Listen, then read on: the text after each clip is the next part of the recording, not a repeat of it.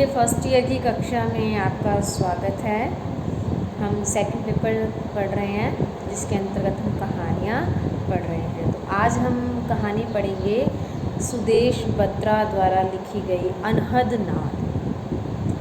अनहद नाद कहानी में कोई मुख्य पात्र नहीं है। यह इसमें जो पात्र है उसे लेखिका के नाम से ही संबोधित किया गया है। लेखिका के घर के साथ वाला जो प्लॉट है वो खाली पड़ा था। 6 महीने के अंदर ही क्या है वह प्लॉट बिक करके वहाँ पर एक शानदार घर तैयार हो गया। जब वह मकान बन रहा था तब तक उस मकान के जो मालिक थे उन्होंने दर्शन तक नहीं दिए। लेखिका ने उनको देखा तक नहीं था। मकान बनाने वाले जो मिस्त्री थे वे उनके घर के अंदर से जाया करते थे। उनकी जो घर की चार दीवारी थी उसके अंदर उन्होंने अपना सामान वगैरह रख दिया था। उनके घर के बाहर लगा हुआ जो बड़ा सा पेड़ था उसके नीचे मज़दूर वगैरह जो मज़दूरनियाँ थी वो दोपहर में आराम किया करते थे। कितना ही सामान उनके घर के बाउंड्री के अंदर उन्होंने रख दिया था। तो लेखिका कभी उस घर के मालिकों से कभी मिली ही नहीं थी। जैसे ही मकान बन कर के तैयार हो गया गली के अंदर क्या है ट्रक भर के सामान आता है। उस घर के जो मालिक होते हैं वो आकर के रहने लग जाते हैं।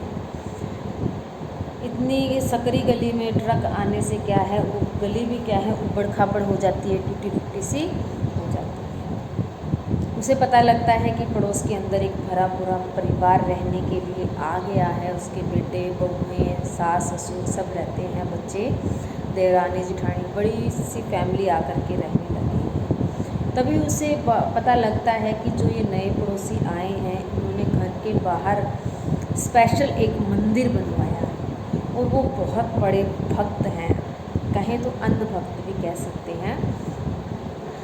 तभी उसे पता लगता है कि घर के आने के बाद अंदर वो पूजा पाठ करवाते हैं। तो सुबह भजन शुरू होते हैं और शाम तक चलते रहते हैं। तो उन्होंने मंदिर का दरवाज़ा जो था एक घर के बाहर की तरफ भी रखा हुआ था। तो दिन रात श्रद्धालु आया करते थे, वहाँ पर पूजा पाठ किया करते थे।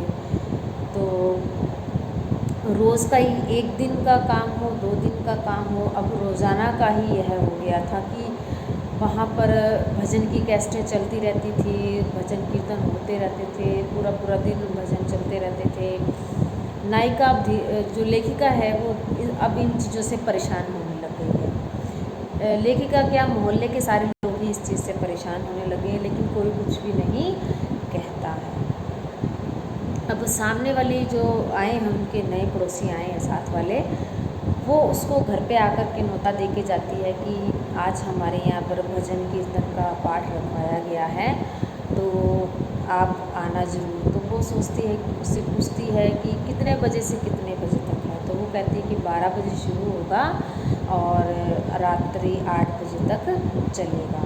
उसको मन ही मन बड़ा गुस्सा आता है और कह देती है कि आवाज़ थोड़ी धीरे रखना, लेकिन उनको कहती है कि भजन कीर्तन होएंगे तो आवाज़ तो तेज़ रहेगी, स्पीकर तो चलेंगे ही। उसने भी अनमने मन से गुस्से से मन से ऐसे कह दिया। उसे बुरा लगा कि हमारे पड़ोसी ऐसे कह रहे हैं कि आवाज़ धीरे करना, भजन कीर्तन होएंगे तो आवाज़ तो होएगी ही। तो वो वहाँ से चली जाती है। अब क्या है राइट 12 बजने से पहले पहले लेखिका चाहती है कि सारे घर का काम निपटा करके वह खिड़की दरवाजे बंद करके बैठ जाए अंदर, क्योंकि उससे बहुत शोर होने वाला। उसे पहले ही पता है बड़े बड़े स्पीकर चलेंगे, 250-300 महिलाएं आएंगी।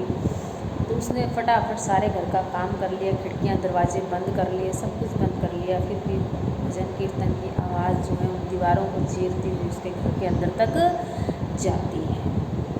तो वह जायका लेने के लिए कि और लोगों के घर के दरवाजे बंद है कि नहीं, लेखिका का दरवाज़ा खोल अपने घर की खिड़की खोल के देखती है तो सभी के घरों के दरवाजे खिड़कियां सब बंद होती हैं और भजन कीर्तन शुरू हो गए हैं। राइट 12 बजे स्टार्ट हो गए हैं और औरतें क्या हैं डपलियाँ, मंजीरे, हारमोनियम और सारे वाद्य यंत्र जितने भी हैं लेकर के चिमटा और सब बजाई जा रही हैं और भजन गाती जा रही हैं, नाचती जा रही हैं।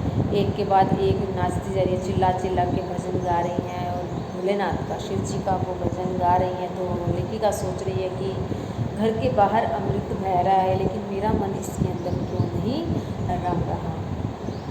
जैसे जैसे ढोल मंजीरे और इन सब की आवाज़ें तेज होती जाती है, लेखिका का मन जो है और भी पीड़ित और दुखी होने लग जाता है, क्योंकि उसका भयंकर सिर में दर्द पहले ही हो रहा होता है और इतना बाहर ध्वनि बज रही है तो वह और दुखी हो जाती है। तो वह दरवाज़ा बंद करके और 2 सेरेडोन की गोलियां खाती है और फिर भी उसके सिर में कोई आराम नहीं आता है। और मन ही मन सोच रही होती है कि इनके शिव जी को रिझाने के लिए जो ये भजन गा रहे हैं इतने चिल्ला चिल्ला करके, ये भजन सुन करके तो पार्वती भी क्या है कैलाश पर्वत से कहीं इधर उधर भाग गई होगी। तो उसके मन में ऐसे ऐसे विचार आते हैं।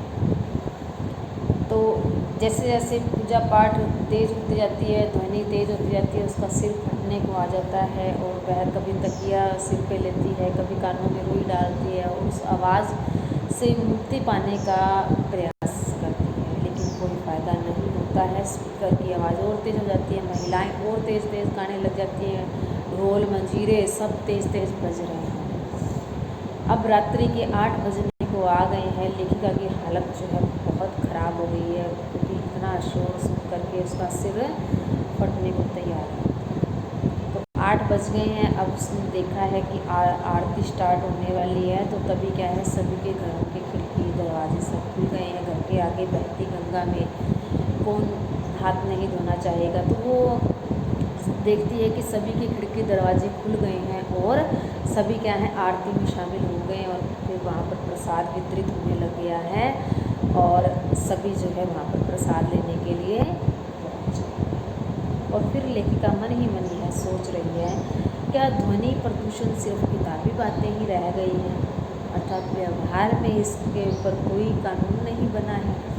तो बस यहीं पर ही यह कहानी समाप्त हो जाती है कि लेखिका मन में क्या सोचती है कि ध्वनि प्रदूषण जो है वो सिर्फ किताबों तक ही रह गया है और यहाँ पर यह कहानी समाप्त हो जाती है। तो इस कहानी का जो मुख्य उद्देश्य है वो यही है कि ध्वनि प्रदूषण जो हम करते हैं उस पर उसका समाज के लोगों पर क्या प्रभाव पड़ता है। लोग इसकी चिंता किए बगैर ही बड़े बड़े स्पीकर लगा करके क्या है भजन कीर्तन करने लग जाते हैं। दूसरे लोगों को इससे क्या परेशानी हो सकती है वह यह भी इसमें बताया गया कि दूसरे लोग भी तो इससे परेशान होते हैं। ईश्वर की भक्ति, ईश्वर की आराधना तो क्या है, मन ही मन उसकी पूजा पाठ की जाए तो भी भगवान प्रसन्न हो जाएंगे। ऐसे चिल्ला चिल्ला करके भजन कीर्तन करने से भगवान प्रसन्न क्या ज़्यादा होते हैं, लेखिका यह सोचती है। कबीर ने भी देखो अपने दोहों में यही बाह्य आडंबरों को, ढोंग को उसने इसका खुलकर विरोध किया है कि मूर्ति पूजा जो ये हम बाह्य आडंबर बड़े बड़े ढोंग वगैरह करते हैं, दूसरों को दिखाते हैं ईश्वर की कितनी पूजा पाठ करते हैं और फिर इस तरह से ध्वनि प्रदूषण फैलाते हैं, तो इससे क्या है ईश्वर ज़्यादा प्रसन्न होता है। तो इस कहानी के अंदर यही इसका उद्देश्य है। और इसका जो नामकरण किया गया है अनहद नाद। अनहद का अर्थ क्या होता है, जिसकी कोई सीमा ना हो। नाद का अर्थ क्या होता है, स्वर। ऐसा स्वर या ऐसी ध्वनि जिसकी कोई सीमा ही ना हो, अर्थात उसमें ध्वनि प्रदूषण यही तो बताया है कि ध्वनि प्रदूषण उसमें इतना होता है कि लेखिका से वो सहन ही नहीं हो रहा है। अनहद उसकी सीमा ही उन्होंने लांघ दी है, इतना ध्वनि प्रदूषण हो रहा है। और लेखिका की जो हालत है वो मानसिक रूप से विचलित हो ही रही है, उसका शारीरिक भी उसके ऊपर उसका प्रभाव पड़ रहा है, इसके सिर की नसें जो हैं वो फटने को हो रखी हैं। तो इस तरह से ऐसी पूजा पाठ का क्या फ़ायदा जिससे किसी दूसरे का बुरा हो रहा हो। भगवान तो मन ही मन प्रसन्नता, भगवान को याद किया जाए तो भी भगवान प्रसन्न हो जाते हैं। तो इस अनहद नाद कहानी के अंदर लेखिका ने इसी मानसिकता को व्यक्त किया है, इन्हीं बाह्य आडंबरों पर तीखा व्यंग किया है और साथ ही साथ ध्वनि प्रदूषण की समस्या को भी इस कहानी में उठाया गया। तो इस प्रकार से आपको अनहद नाद कहानी समझ में आ गई होगी कि इसका नाम जो है अनहद नाद क्यों है। अनहद बिना हद का जो किया गया स्वर या ध्वनि है, क्योंकि इसके अंदर क्या है, लेखिका के घर के बाहर दिन रात अनहद क्या है, भगवान के भजन कीर्तन की कैसेटें चलती रहती है, क्योंकि उन्होंने घर के बाहर ही मंदिर बनवाया है, उसके अंदर सारा दिन कैसेटें चलती रहती है। तो आस पड़ोस के लोगों को कितनी उससे परेशानी होती है। बच्चे जो पढ़ाई करते हैं, विद्यालय जाते हैं, सबको पढ़ाई के समय कितना उसकी अंदर बाधा उत्पन्न होती है। तो इस सब की चिंता किए बगैर उनके पड़ोसी क्या हैं, दिन रात जो है कैसेटें चलाए ही रखते थे। उन्हें इस चीज़ से कोई असर ही नहीं था, कोई प्रभाव ही नहीं था उन पर कि हमारे जो आस पड़ोस हैं उन पर इसका क्या प्रभाव पड़ेगा। भजन कीर्तन में अपने अंधभक्ति में वो लीन रहते थे। तो इस कहानी में ध्वनि प्रदूषण पर क्या है, तीखा व्यंग किया गया है कि इस तरह से ध्वनि प्रदूषण करने से परमात्मा को प्रसन्न नहीं किया जा सकता।